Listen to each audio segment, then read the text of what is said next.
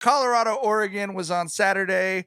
A real watershed moment for separating the new college football fans from people who know a little bit about sports.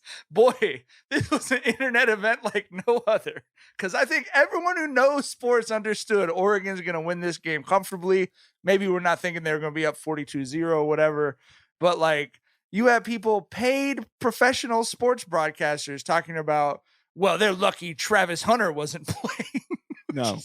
Like, Travis Hunter was just going to could potentially make it interesting. That's what we thought. It could make it 35-0. You know what I mean? Yeah, 35-3 or something. He might get a pick that he takes to that 30 or some shit to give him a field goal, but yeah.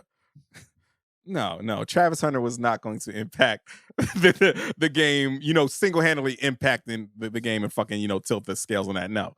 I think, like shit, we talked about this shit from the very jump of the season. These 2 weeks are when we're going to see what that roster is really made of and what, and what Deion is really made of. We're going to see how he deals with all the shit that he's been putting out coming back onto him. But I will say this, Deion did make a really good point that, all this shit talking was he never piled on anyone. He never talked shit about any team in particular, the conference in particular, whatever, what have you. I get that, but you have to also understand how sports work. If you're the new guy in the conference and you're talking shit about how you're here to shake up shit, got and how your chest out, you got your chest out, bro. Motherfuckers are going to be gunning for you. You know what I'm saying? Like, we know Jay Norvell, we know motherfucking Dan Lanning. You know what I'm saying? Like, the thing is this though.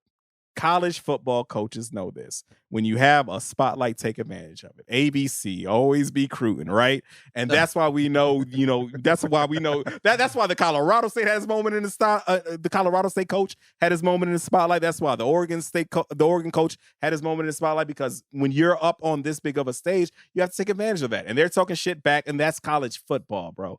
But I will say this, I'm not gonna, act like, okay, a lot of this shit isn't racially coded. Motherfuckers want to see the Arizona brass chick, black man fall right, right.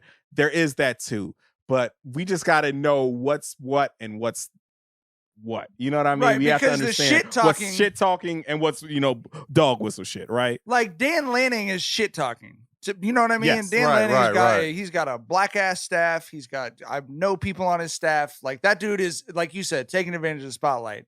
The woman you just referenced, Carrie Steele, who tweeted, Oregon is taking a stand for all of us. From Phoenix. We know what time it was. You know what I mean? Okay, but first of all, Oregon is not taking a stand for all of us. Those are black kids who love Nike.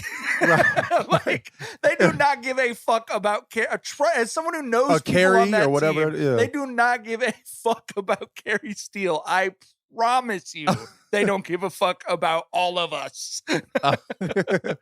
We're back with another week of football, and DraftKings Sportsbook is keeping us in on the NFL action with great offers every single game day. New customers can bet $5 and get $200 instantly in bonus bets. Throw $5 down on any of this week's epic matchups to walk away an instant winner. And DraftKings isn't stopping there. All customers can take advantage of 2 new offers every game day this September. Football's more fun when you're in on the action, so download the app now and sign up with code Jenkins. New customers can bet just $5 to get $200 instantly in bonus bets. Only on DraftKings Sportsbook, an official sports betting partner of the NFL, with code Jenkins, Jenkins. The crown is yours. We knew what time it was. We had 3 weeks of tape.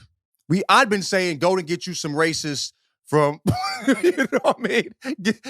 Go to a sundown town and get you a Bubba and a Biggin. I've been saying that since game 1, nigga. You feel me? You got to feel that lineup. You feel me? I've been saying that's we knew what time it was. You know what I'm saying? So, and they, I mean, that line looked like Swiss cheese, my boy. You feel me? They did whatever they want with them boys. Tossed their ass around. That was going to happen. We knew that was going to happen. So, I mean, and Deion said something really smart too. He said, not smart, but it was clever.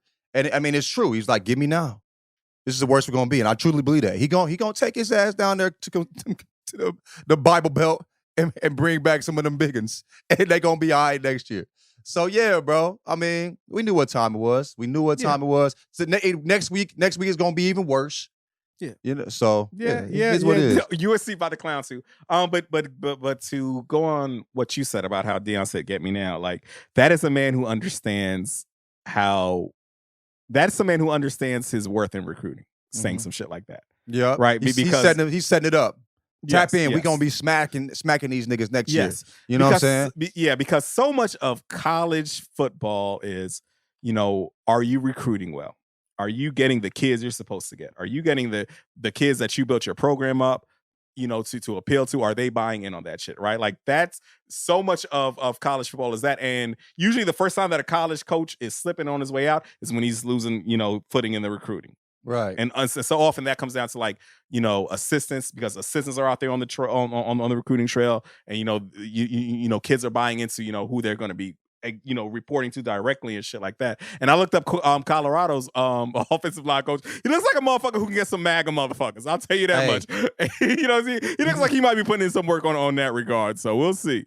Hey, good for them. You feel me? But did you see Travis Hunter was like he was streaming? I think he was on Twitch or some shit during bro, I get it. They down 1,000-0. You feel me? Like I ain't mad at it.